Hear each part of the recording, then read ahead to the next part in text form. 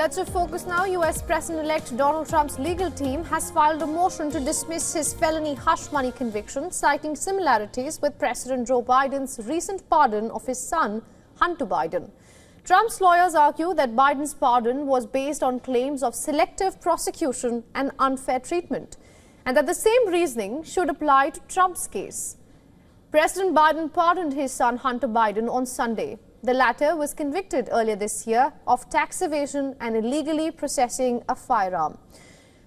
Biden claimed that because Hunter was his son, he was selectively and unfairly prosecuted by the Department of Justice. Trump's motion to dismiss saw his legal team cite the arguments used by Biden to make their own case to presiding judge Juan Merchan. In a 69-page brief, Trump's lawyers invoked presidential immunity and the Presidential Transition Act to support their motion. The move comes after Trump was found guilty in May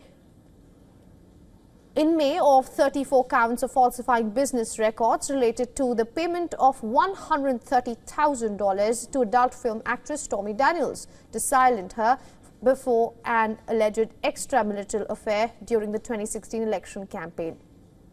Now, the judge in the only criminal case against Trump that has gone to trial indefinitely postponed Trump's sentencing at a hearing on November 22nd, given his win in the November 5th presidential elections.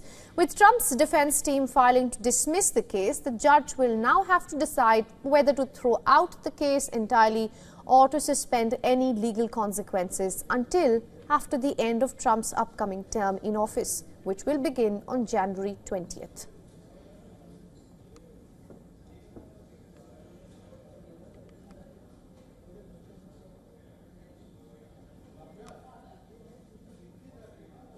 Now, correspondent Susan Tehrani is joining us on this broadcast from New York to get us the latest. Susan, good to see you. With a move like this, what kind of implications can we expect to follow?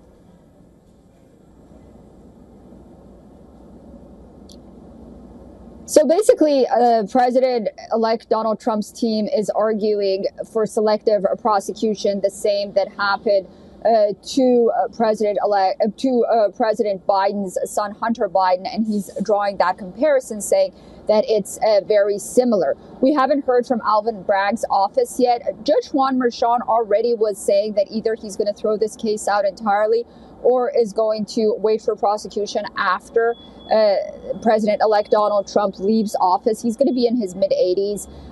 It's yet to be seen whether or not he's going to agree with this motion filed by the president-elect's team or not. But because of President Biden's actions, then it appears that it may be likely that this motion may go ahead. But we'll have to wait and see. There is a lot of course, politics is at play, notably here in New York. So it's very hard to tell what the next steps would be. All right, Susan, thank you so much for all those updates from New York. For all the latest news, download the WION app and subscribe to our YouTube channel.